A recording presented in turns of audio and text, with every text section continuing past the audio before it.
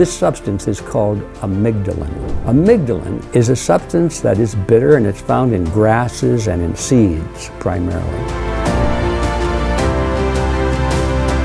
People eat apricot seeds loaded with amygdalin.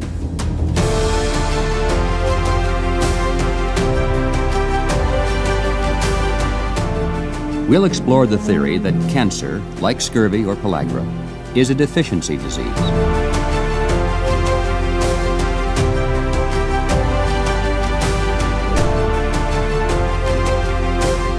Do we have to have a cartel running our government? Because most people think the Federal Reserve is an agency of the federal government, when in fact it's no different than a banana cartel or an oil cartel. It's a banking cartel. But they succeeded in getting a monopoly, a legalized monopoly, on the issuance of the nation's money.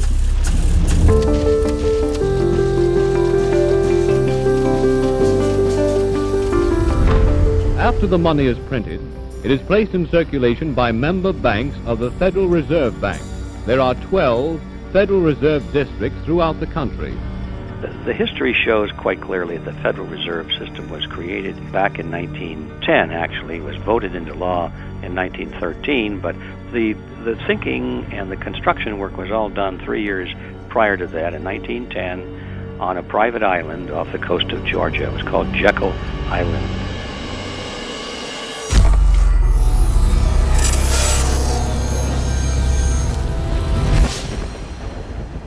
This is your last chance. After this, there is no turning back. You take the blue pill, the story ends. You wake up in your bed and believe whatever you want to believe. You take the red pill, you stay in Wonderland, and I show you how deep the rabbit hole goes. Remember, all I'm offering is the truth, nothing more.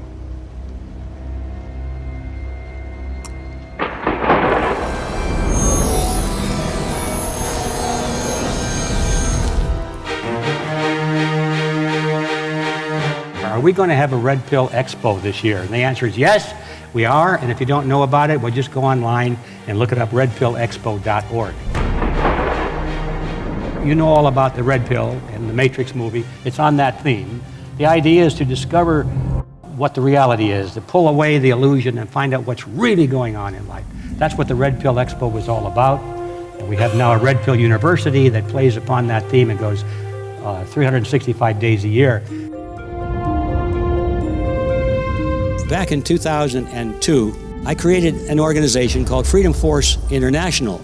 I saw it as someday becoming the watchdog. I designed a creed of freedom and expressed what we don't want in terms of a positive statement of what we do want. Throughout history, tyranny has come from this mechanism called government.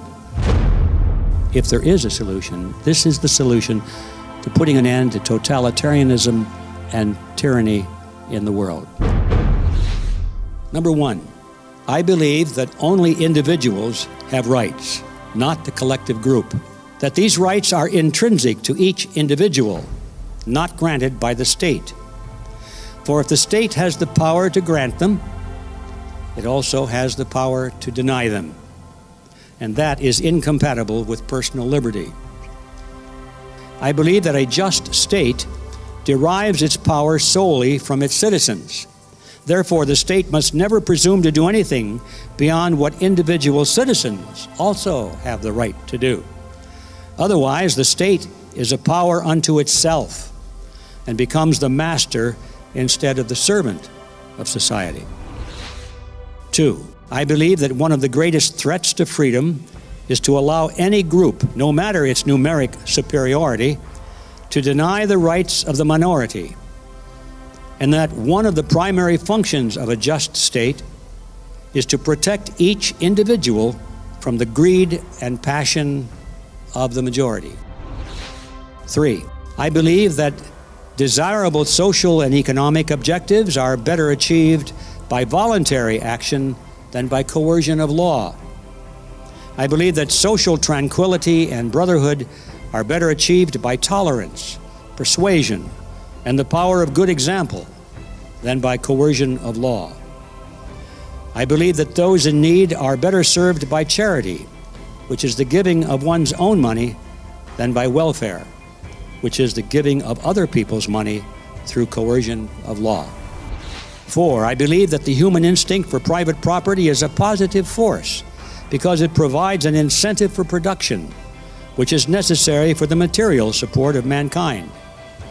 It justly rewards those who use resources wisely and punishes those who abuse them.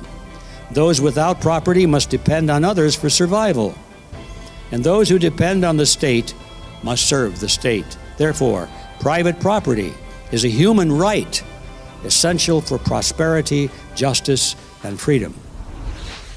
I believe in freedom to accept or reject any currency or other forms of money based entirely upon my personal judgment of its value, because a monopoly over the issuance of money and the power to force others to accept it leads to corruption, inflation, and legalized plunder. 6, I believe that all citizens should be equal under law, regardless of their national origin, race, religion, gender, education, economic status, lifestyle, or political opinion. Likewise, no class should be given preferential treatment, regardless of the merit or popularity of its cause. To favor one class over another is not equality under law. 7, I believe that leadership is a natural outgrowth of human dynamics and is essential for social order and large-scale tasks. However, there are 2 types of leadership. One is based on coercion and decree, found in military organizations and totalitarian political systems. The other is based on persuasion and good example, found in voluntary organizations and free political systems. We must evaluate leaders not only on their stated goals, but on which type of leadership they offer. Their goals may be admirable, but how they pursue those goals may be tyranny. All modern totalitarian systems have a great leader who claims to represent the best interests of the people, but who is in reality merely a dictator. Truly great political leaders do not follow that path.